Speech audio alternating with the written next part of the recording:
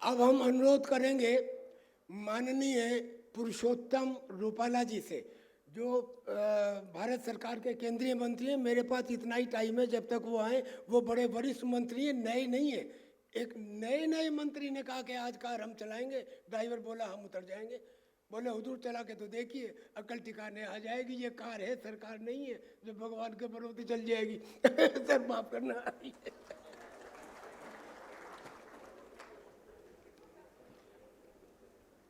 ये अहिंसा का प्रमोट करने का कार्यक्रम है, इसलिए इसमें क्षमा पहले से ही सारी चीजों को मिल जाती है।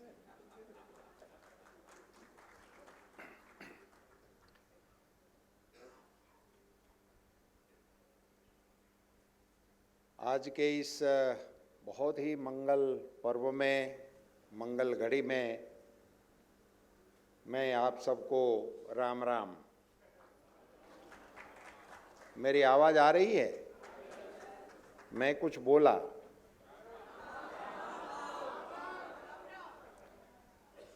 प्रातः स्मरणीय गुरुवर्य जिनकी निश्रा आज हम सबको प्राप्त हुई है, श्री श्री रविशंकर जी महाराज के पावन चरणों में मेरा नमस्कार। श्री श्री रविशंकर महाराज जी को सम्मानित करने हेतु और अहिंसा धर्म के प्रवर्तन हेतु और विश्व में सद्भावना का प्रसार करने हेतु ये समग्र आयोजन का संकलन जिनके माध्यम से हुआ है, ऐसे आचार्य लोकेश मुनि जी महाराज,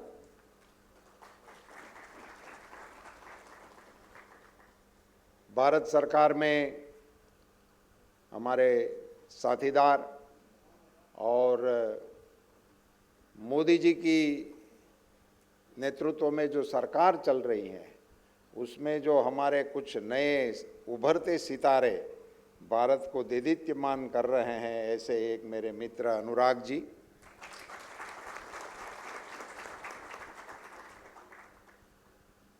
नामदार गवर्नर श्री आरिफ मोहम्मद खान साहब,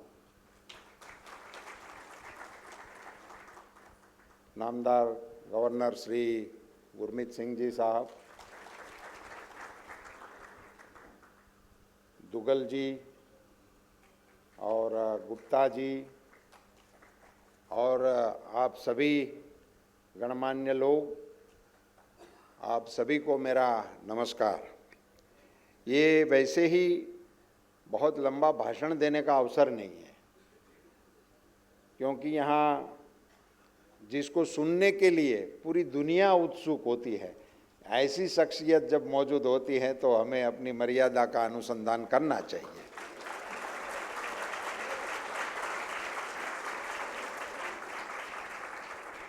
तो मैं आपके सामने बहुत बड़ा भाषण देने के वैसे भी जरूरी भी नहीं है, मगर एक दो चीज़ें आप सबके संज्ञान में और इन सारे महानुभावों के संज्ञान के लिए भी मैं उद्धृत करने की चेष्टा करता हूँ।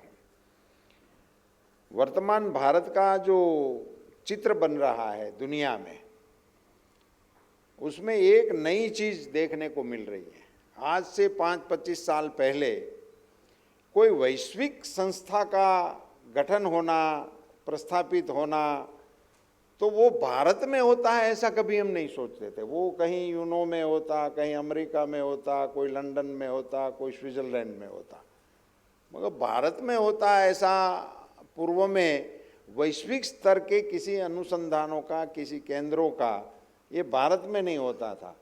प्रधानमंत्री मोदी जी के भारत के प्रधानमंत्री के दायित्व में कामगिरी शुरू करने के बाद इसी श्रृंखला में पूरी दुनिया में हमारी सर्वप्राचीन विद्या जो योग विद्या थी, उनको योग दिवस के रूप में मनाने का और उनका केंद्र भारत में प्रस्थापित करने का दृश्य हमको देखने को मिला।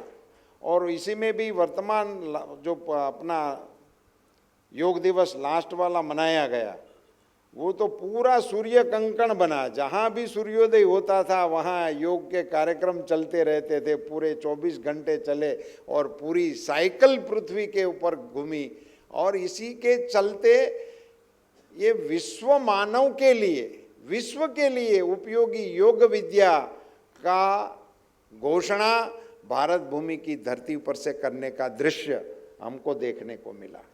ऐसे ही जैसे हम अपनी विरासत पे गौरव कर सकते हैं, ऐसा ही प्राचीन वर्तमान काल में जरूरी सोलार अलायंस, सूर्य की उपासना करना, सूर्य की शक्ति का उपयोग करना, उसके अलायंस का बनना, वो केंद्र भी भारत में बना। और सूर्य के अलायंस का ये जो पूरे विश्व का एक अलायंस बना है, उसका केंद्र भी गुरुग्राम में है। वो भी एक बड़ी सौभाग्य की बात है। और वहीं से पूरी दुनिया में इसके बारे में जा रहा है। आप सबको बताते हुए मुझे खुशी हो रही है। डिजास्टर शब्द 5-25 साल पहले था ही नहीं, सिर्फ डिजास्टर था, उसके मैनेजमेंट के बारे में नहीं सोचा जाता था। अब दुनिया का डिजास्टर सेंटर भी भारत में है, वर्ल्ड डिजास्टर सेंटर अभी भारत में है। मुझे और भी बताने से खुशी हो रही है कि जैसे योग विद्या ये हमारी ओर से हमारी संस्कृति की विश्व को भेंट है, ऐसे ही आयुर्वेद भी भारत की ही भेंट विश्व को है। वो आयुर्वेद का भी विश्व मान्य केंद्र भारत में है और मैं गर्व से बताता हूँ मेरे जामनगर में है। अब उसको वर्ल्ड हेल्थ WHO ने उनको मान्यता दे दी। इसका मतलब अब ये हो रहा है कि आयुर्वेद के बाबत में भारत जो बोलेगा वो अब दुनिया को सुनना है। उसी श्रृंखला में मैं ये भी कह सकता हूं कि विश्व शांति केंद्र भी भारत में ही बन रहा है, वो भी इसी श्रृंखला में गिना जाएगा। वर्तमान समय में मैं तो मानता हूं कि भगवान महावीर स्वामी ने शायद अहिंसा की उद्घोषणा इसी कालखंड के लिए ही करी होगी। सबसे ज्यादा आवश्यकता अभी इसी कालखंड में है। भगवान महावीर ने संदेश उस कालखंड में दिया था, मगर इनकी सबसे ज्यादा उपयोगिता इसी कालखंड में। अपरिग्रह, महावीर जी का सबसे उत्तम संदेश हमारी प्रकृति के दोहन के बारे में है। महात्मा जी ने एक बहुत सुंदर वाक्य कहा था।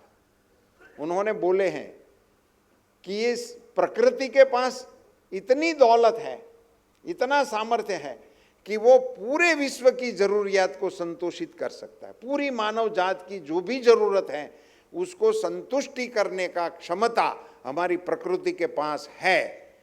मगर उसका दूसरा वाक्य बहुत ही महत्वपूर्ण है। एक लोभी आदमी की लालसा को पूरी करने की क्षमता मेरी प्रकृति के पास नहीं है। जरूरतें पूरी करने की आवश्यकता है, लालच कर भी पूरी नहीं हो सकती है। और उसी के ही आधार पर हमारे महावीर प्रभु ने भी बताया था कि आपकी जरूरत जितनी है उतना आप ले सकते हो, जरूरत से ज्यादा कभी न लहे। अभी अपरिग्रह नहीं, और गुजराती में तो हमारे इसकी प्रार्थना होती थी, सत्य अहिंसा चोरी न करवी वणजो तू नव संघरवू, ये भी प्रार्थना बोलावવામાં આવતી थी। इसी ही श्रृंखला में इसी राष्ट्र ने सदियों से समय समय पर जरूरत पड़ने पर महर्षि नारद से लेकर महर्षि शांडिल्य से लेकर जितने भी महापुरुष हमारे हुए, जब समय की मांग होती थी ये महापुरुष तपश्चर्या करते थे और विश्व को दिग्दर्शन करते थे। उसी श्रृंखला में आचार्य श्री श्री रविशंकर जी अभी विश्व को मार्गदर्शित कर रहे हैं। अभी वो प्रार्थना का महत्व क्या है, अभी वो शांति का महत्व क्या है, अभी वो प्रसन्नता का महत्व क्या है।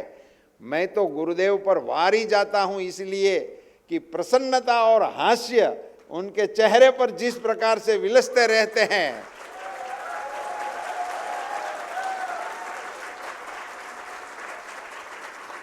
मेरे भारतवर्ष के ऋषि का चित्र कैसा होना चाहिए, ये अगर गर्व से किसी के सामने रखना होता है तो हम बता सकते हैं कि हमारे आचार्य जी का दर्शन करिए, वो हमारे ऋषि मुनियों की परंपरा का ये हमारा परिचय एक दृश्य है। जिनके चेहरे पर ही प्रसन्नता और आनंद आसीन्न रहते हैं, ऐसे महापुरुष को आज सम्मानित करने का काम लोकेश जी और विश्व भारती के द्वारा हो रहा है। इसके लिए मैं मुनि लोकेश जी को धन्यवाद करता हूँ, साधुवाद देता हूँ, बधाई देता हूँ। और आपने वो भी महावीर जयंती के उपक्रम में ये कार्य को संयोजन करने का काम किया, ये भी बड़ा सौभाग्य की बात है। और ये अवार्ड जो है वो आज गरिमा पूर्ण हो गया, इस अवार्ड की गरिमा बढ़ गई। इस अवार्ड का नाम श्री श्री रविशंकर जी महाराज के साथ जुड़ गया है। इनके चरणों में मेरा विनम्र निवेदन और आप सबको पुनश्च मेरा राम राम, धन्यवाद।